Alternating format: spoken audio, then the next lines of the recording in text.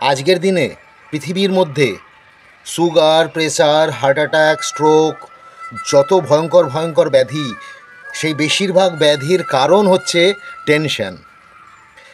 অনেকেই আমাকে বলে যে তুমি এত টেনশন ফ্রি কী করে থাকো? আমরা এত টেনশন ফ্রি থাকতে পারি না। একটা ছোট ঘটনা বলি। একবার এরোপ্লেনে করে কিছু মানুষ ভারত থেকে আমেরিকা যাচ্ছিল। তার মধ্যে একটি 6 বছরের বাচ্চা শিশু ছিল। সেই বাচ্চাটা যখন প্লেনে বসে আছে, একটা ওই কার্টুন ম্যাগাজিন দেখছে, পড়ছে আর হাসছে। একজন ব্যক্তি তার দিকে খুব নোটিস করছিল, সে একই রকমভাবে দেখছে, পড়ছে আর চারদিকে তাকিয়ে হাসছে। যখন চলছে প্লেনটা, মাঝ রাস্তায় প্লেনটা কাঁপতে শুরু করে। এয়ার হোস্টেস অ্যানাউন্স করে যে সবাই তার যেন সিটের বেল্টগুলো বেঁধে নেয়।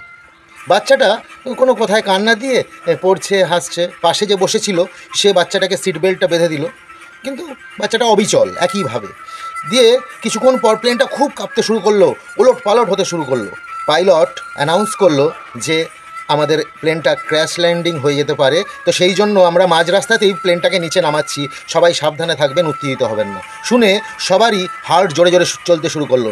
ভয়ে বড় বড় সেই প্লেনে ছিল অনেক কোটিপতি, অনেক ব্যবসায়ী, অনেক বুদ্ধিজীবী, অনেক প্রফেসর, ডাক্তার।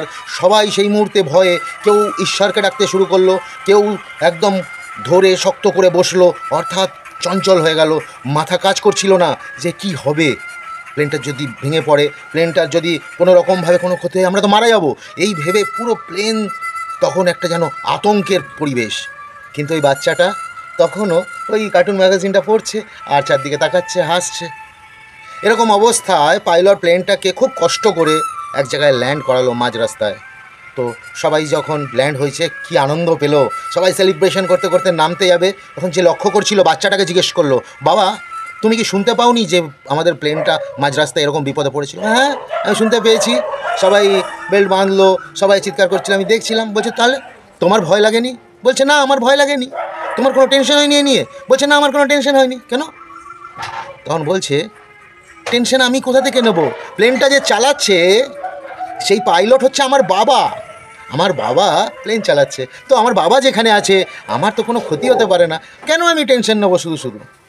অর্থাৎ আমরা এই যে জীবন কাটাচ্ছি, আমাদের টেনশনের কারণ হচ্ছে আমরা নিজেরা যে চিন্তা ভাবনা করি, আমার ছেলে, আমার নাতি, কি হবে ছেলেটার, আমারকে নিয়ে কি হবে, ভবিষ্যৎ কি হবে, অতীতে কেন এটা হয়েছিল, এই দুঃখ কষ্ট, বিভিন্ন রকম পরিস্থিতির মধ্যে নিজেকে যত গুলিয়ে ফেলি তত আমাদের টেনশনের উদ্ভব হয়।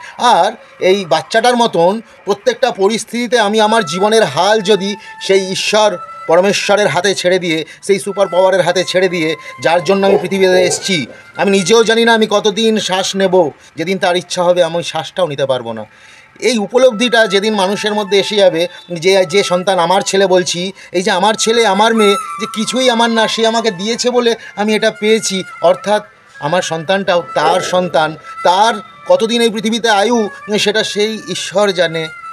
এটা যদি ভাবতে পারি, আমি আমার পিতা রূপে আমার ঈশ্বরকে যদি চিন্তা করতে পারি, যিনি পৃথিবীতে পাঠিয়েছেন, যিনি প্রতিদিন আমাকে কত সুন্দর সুন্দর খাবার দিচ্ছেন, বস্ত্র দিচ্ছেন বা বাসস্থান দিচ্ছেন, প্রত্যেকটা আমার চাহিদা পূরণ করছেন যতটা প্রয়োজন আছে, এবং ওনার এইগুলো পেয়ে আমি এত আনন্দিত।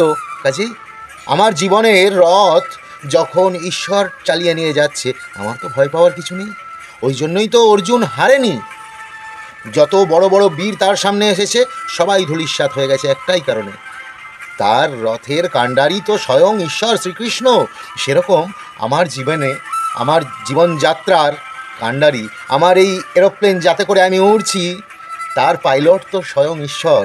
কাজেই যেমন কোনো বাবা তার সন্তানের ক্ষতি হতে দেয় না, জীবনকে যত ঝুঁকিপূর্ণই হোক সব পরিস্থিতিতেই তার সন্তানের জন্য সর্বোত্তম শ্রেষ্ঠ জিনিসটা করে, সেরকম আমার ঈশ্বর আমার জন্য যেটা সর্বোত্তম হবে সেই শ্রেষ্ঠ জিনিসটাই আমাকে দেবে, উনি আমাকে রক্ষা করবে। এই বিশ্বাস যখন 100% আমার মধ্যে থাকবে, তখন টেনশন কী জিনিস সেটা খায় না গায়ে মাখে।